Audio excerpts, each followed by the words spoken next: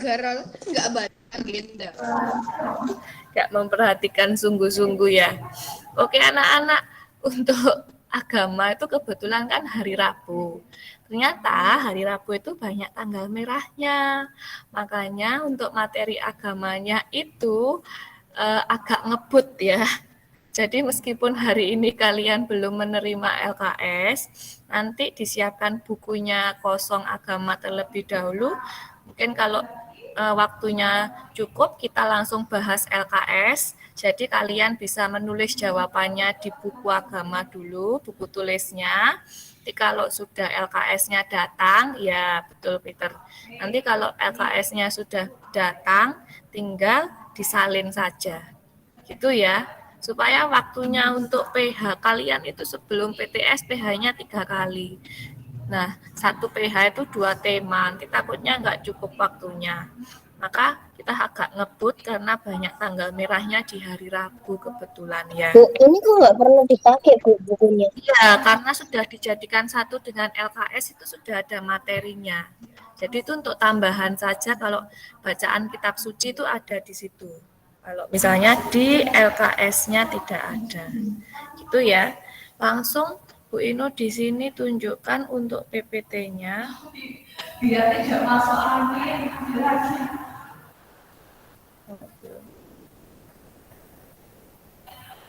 Agar tidak sampai.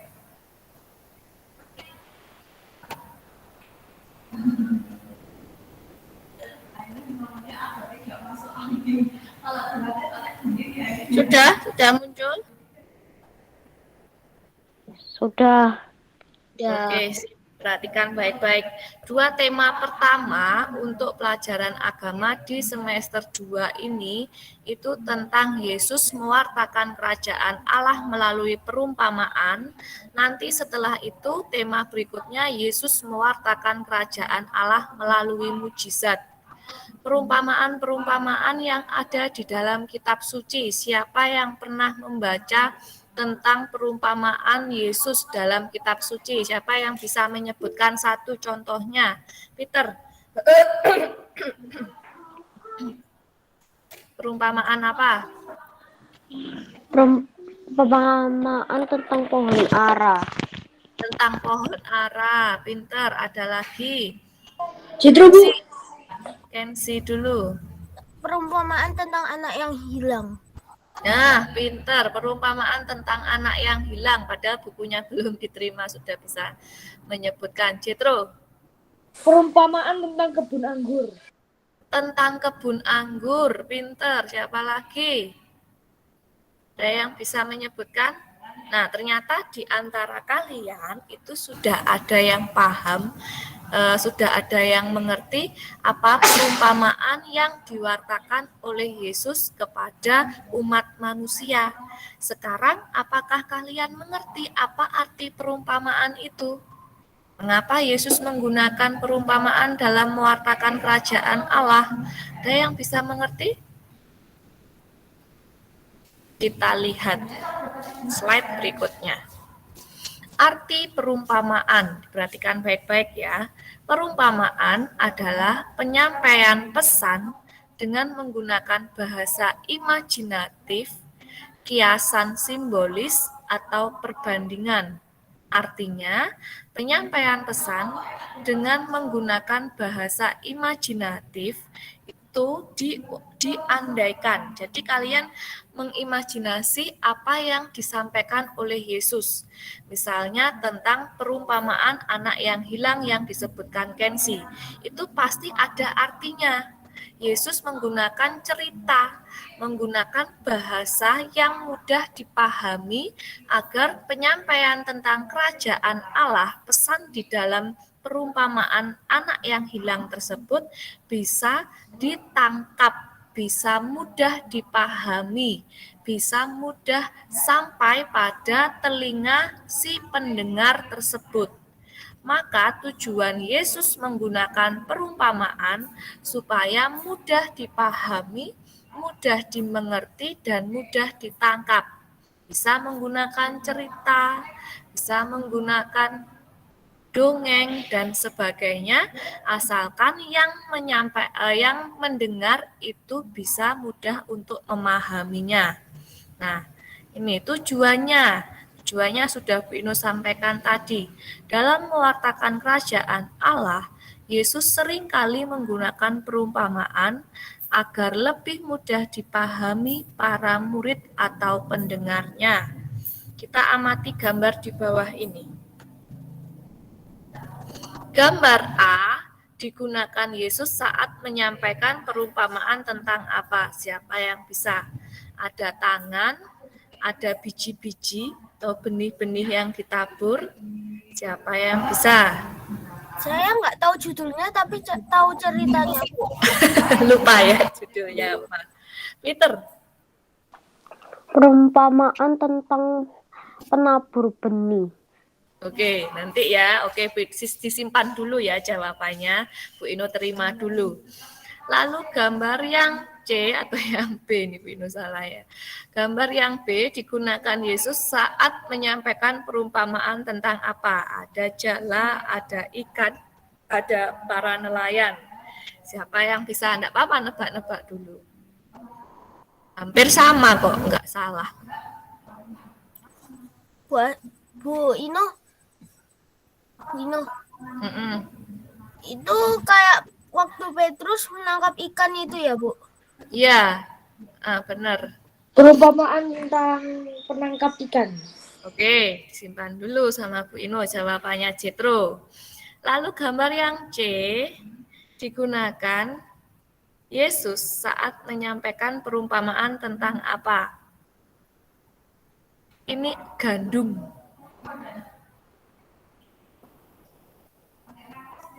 Gandum dan titik-titik. Ada yang tahu?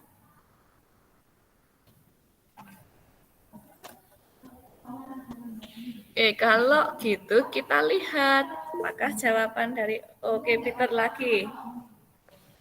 Kayaknya itu perumpamaan tentang yang pas di hari Sabat itu, yang orang-orang Farisi bilang kenapa murid-murid Yesus makan tanpa cuci tangan dulu itu. Oke. Kayaknya itu perumpamaan tentang apa? Ya, yang menceritakan itu ya. Oke, kita lihat jawabannya. Nah, yang pertama tadi ada penabur benih yang lebih tepat dikenal sebagai perumpamaan seorang penabur.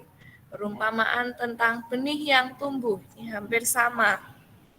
Perumpamaan seorang penabur, lalu di Markus 4:26-29 tentang benih yang tumbuh. Lalu yang gandum tadi itu ialah tentang ilalang di antara gandum atau perumpamaan tentang gandum dan ilalang. Terus ada juga perumpamaan tentang pukat atau perumpamaan tentang penjala ikan. Kemudian perumpamaan tentang harta terpendam tadi tidak ada gambarnya di situ ya. Perumpamaan tentang harta terpendam dan mutiara berharga. Apa yang mengesankan dari perikop tersebut? Nanti kalian bisa lihat dalam kitab suci.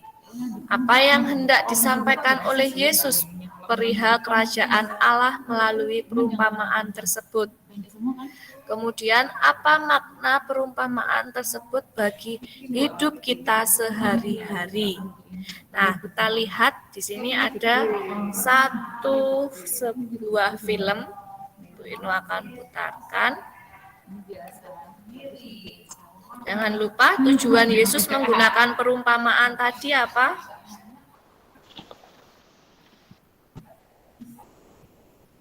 Ayo, tujuan Yesus menggunakan perumpamaan dalam mewartakan kerajaan Allah tadi apa? Agar lebih mudah dipahami oleh murid-muridnya atau pendengarnya. Para pendengarnya mudah ditangkap. Sekarang kita lihat di sini. Komik Alkitab Anak. Perumpamaan seorang penabur.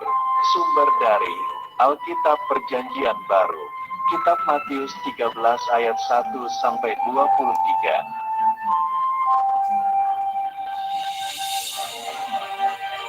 Suatu hari, ada seorang penabur yang keluar untuk menabur benih yang jatuh di atas 4 jenis tanah.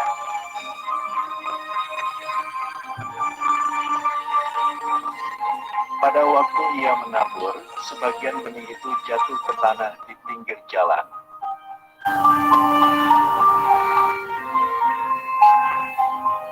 Lalu datanglah burung dan memakan benih itu semua sampai habis dan tidak berbuah.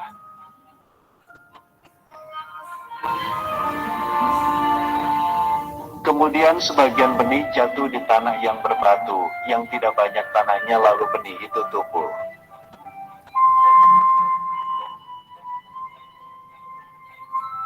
Tetapi setelah matahari terbit, benih itu menjadi layu dan kering karena tidak berakar dan tidak berbuah.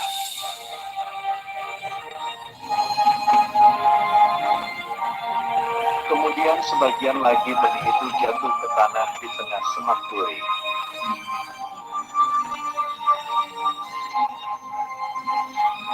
Lalu makin besar semak duri itu dan menghimpit benih yang tumbuh itu sampai mati dan tidak berbuah.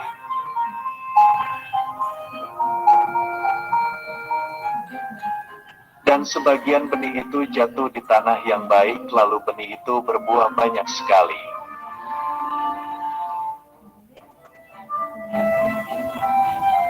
Benih itu ada yang berbuah 30 kali lipat, ada yang 60 kali lipat, dan ada yang 100 kali lipat.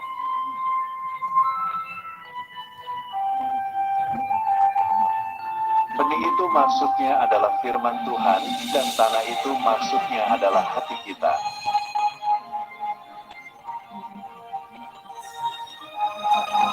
Benih yang di pinggir jalan adalah firman yang hanya didengar saja dan tak memperhatikan firman itu, lalu datang si jahat yang mengambil firman itu di hatinya. Contohnya adalah main HP waktu ibadah. Iya, Caca. Benih yang di tanah berbatu adalah firman yang hanya didengar saja dan tak mempelajari firman itu, lalu datang masalah yang menjauhkan firman itu di hatinya. Contohnya adalah malas membaca Alkitab.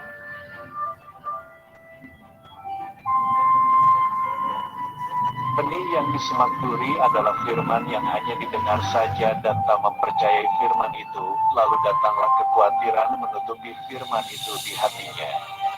Contohnya adalah takut akan hari esok.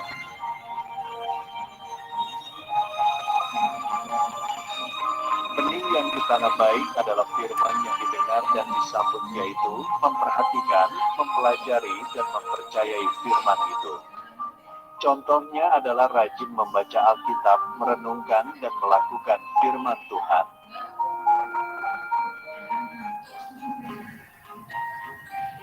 Firman Tuhan. Jadi, iman timbul dari pendengaran, dan pendengaran oleh firman Kristus. Kitab Roma 10 ayat 17.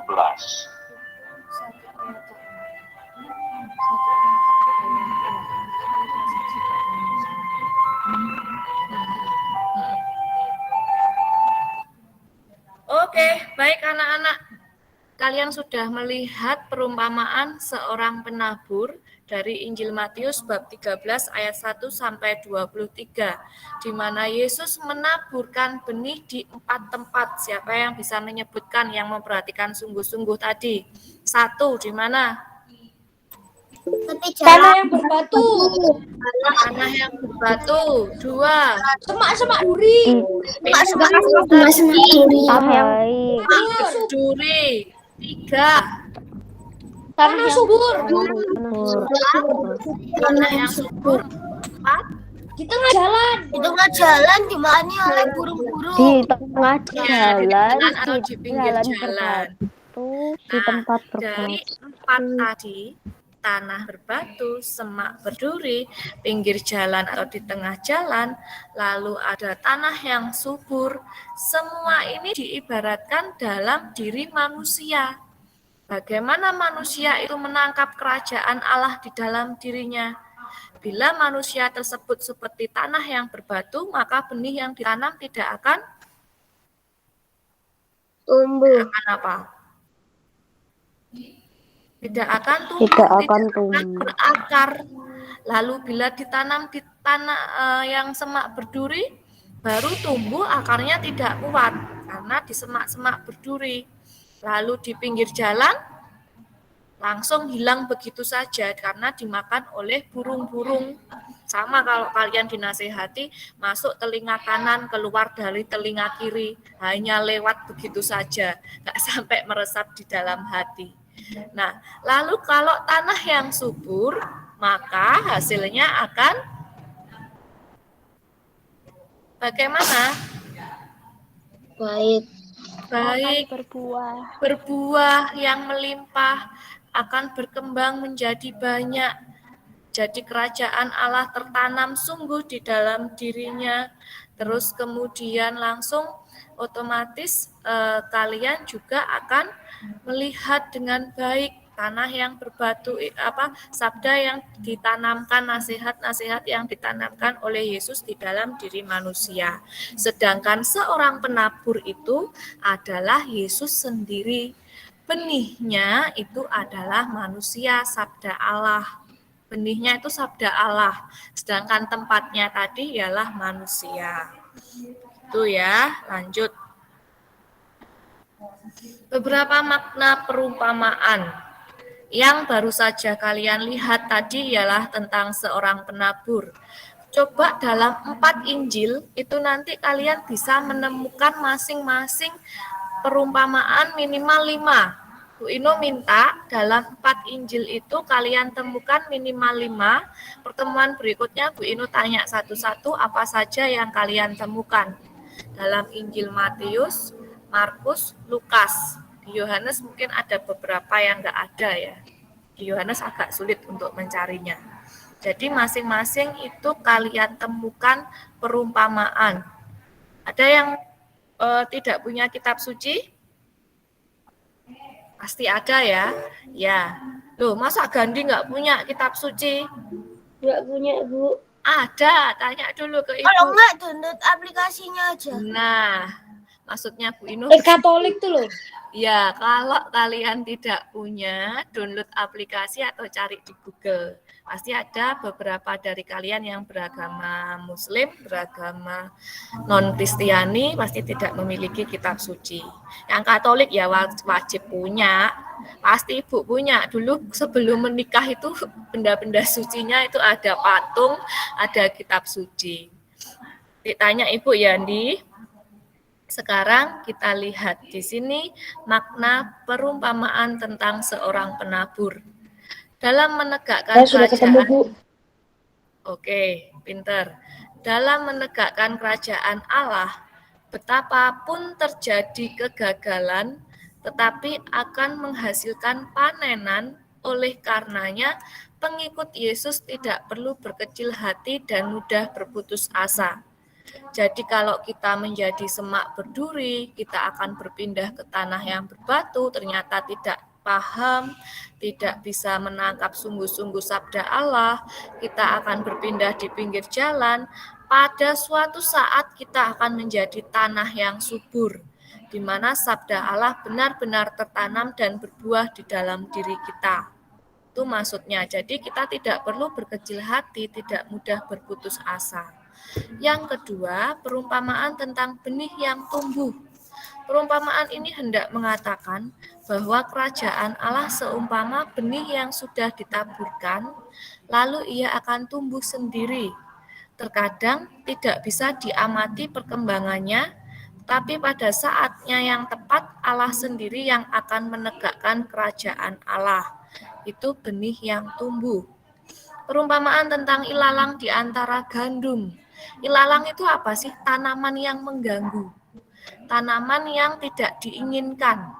Sehingga membuat gandum tidak akan bisa bertumbuh dengan baik, berbuah dengan baik. Nah, kalau kerajaan Allah ditawarkan kepada semua orang yang jahat maupun yang baik, tegaknya kerajaan Allah justru terjadi bila yang baik dan yang jahat bisa hidup bersama dan dengan penuh kesabaran serta kasih mendorong yang jahat menjadi yang baik.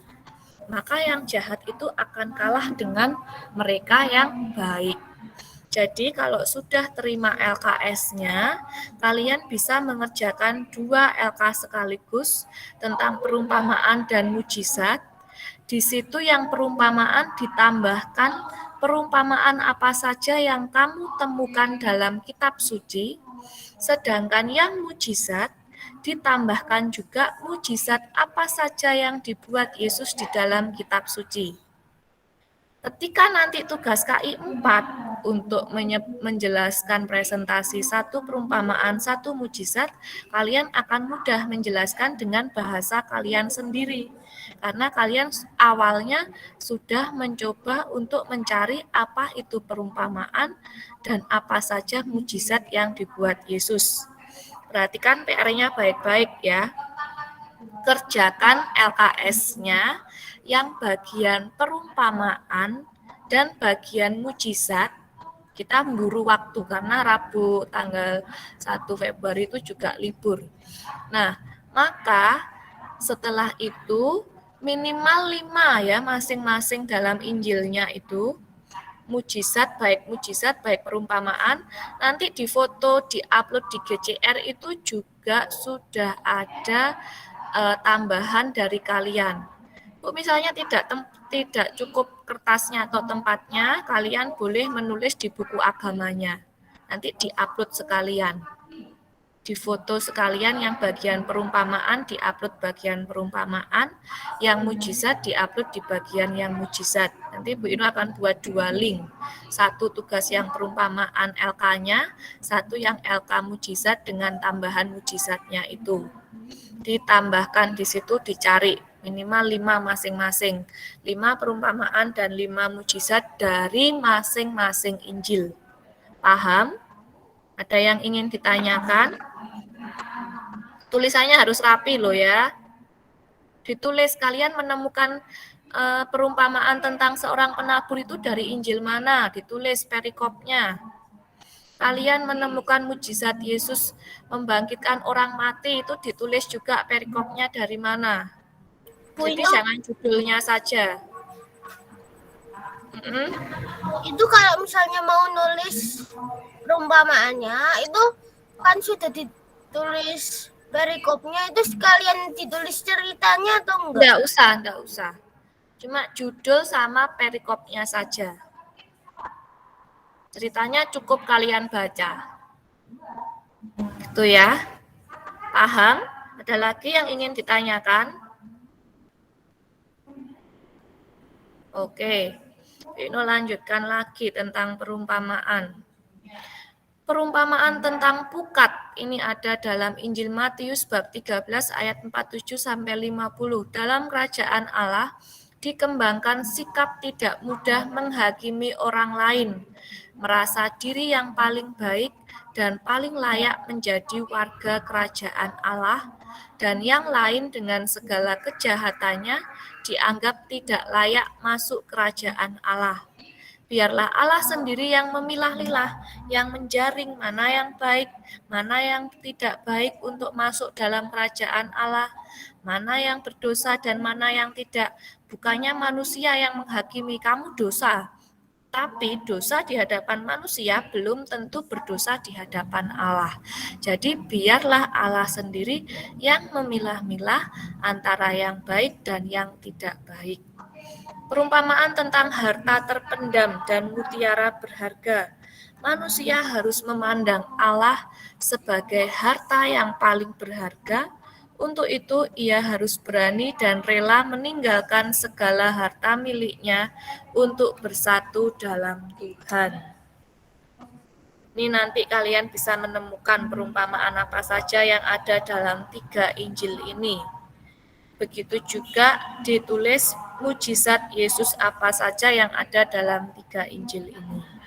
Tuh ya. Bu, berarti tiap yang tidak punya kitab suci bisa mencari di Google atau internet.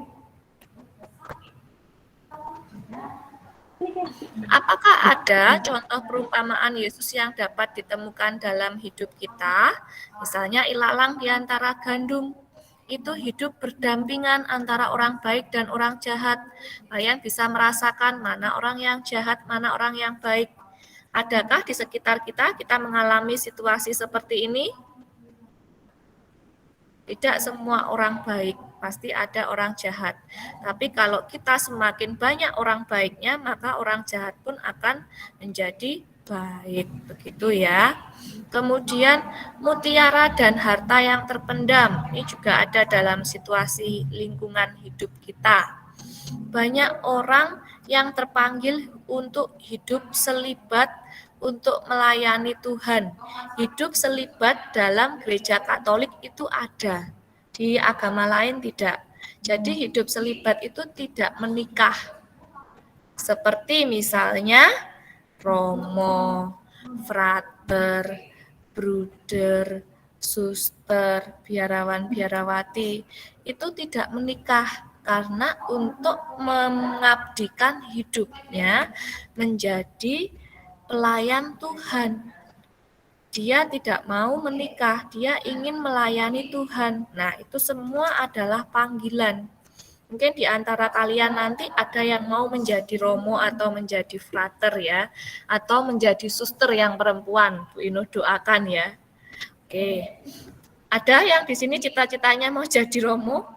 Yang laki-laki? Yang Katolik? Oh, ingin menikah semua berarti ya. Oke, kita lihat berikutnya. Benih yang tumbuh. Bertumbuh dalam iman dengan cara hidup masing-masing. Ada yang aktif kegiatan keagamaan, tapi ada juga yang biasa-biasa saja. Misalnya aktif dalam kegiatan di lingkungan, mengikuti KUR, mengikuti pendalaman iman, mengikuti kegiatan gereja yang ada, menjadi mesdiner, terus menjadi penyanyi altar ya. Kalau yang di Kristen ada kan pemandu lagu seperti itu. Ada, Bu. Nah, itu juga sama dengan aktif dalam kegiatan keagamaan. Kalau yang agamanya Muslim mungkin ikut mengaji, terus kemudian menjadi dakwah cilik, itu ada kan ya. Oke, dari perumpamaan ini ada yang ingin ditanyakan?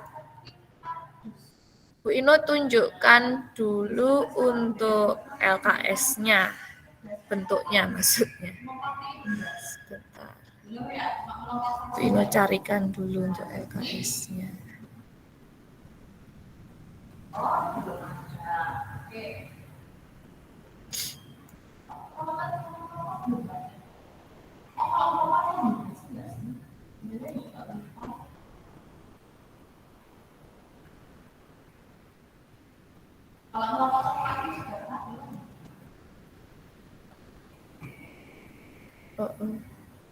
Oke, boleh.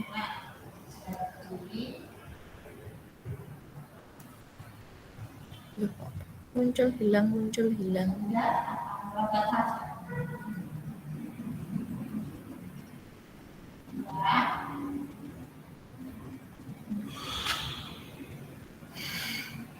Sudah muncul di layar kalian?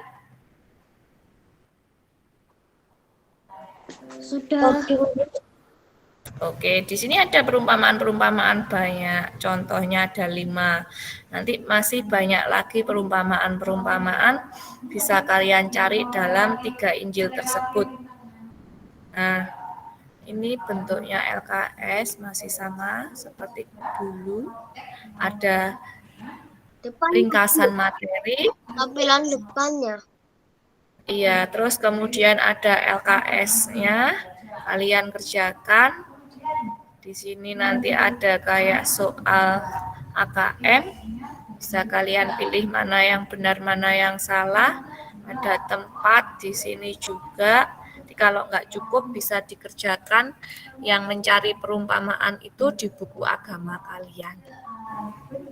Terus diupload bersama dengan mengupload hasil LKS-nya ini. Ini yang perumpamaan. Ini yang Yesus mewartakan kerajaan Allah dengan mujizat. Karena perumpamaan itu dirasa tidak hanya ingin memberikan kata-kata Yesus agar mudah dipahami, tetapi kalau tidak diimbangi dengan tindakan, maka orang tidak akan percaya kan. Kalau hanya nanti janji akan diberikan ini, tapi kalau janjinya tidak ditepati, siapa yang mau percaya? Tidak ada tindakannya. Maka Yesus menggunakan mujizat supaya orang percaya tentang kerajaan Allah benar-benar hadir di dalam diri Yesus, supaya orang juga mengikuti Yesus. Maka Yesus mengimbanginya dengan membuat tindakan. Tindakan itu disebut dengan mujizat. Kata-kata Yesus itu disebut dengan perumpamaan. Gitu ya. Ini nanti dikerjakan juga, ada linknya bagian perumpamaan, disertai dengan lampiran mujizat Yesus dalam 3 Injil itu. Begitu. Oke, sampai di sini ada yang ingin ditanyakan? Oke, Dilan. Kalau tidak ada yang ditanyakan, kita bisa mengakhirinya. Kita tutup dengan berdoa. Nomor absen 2.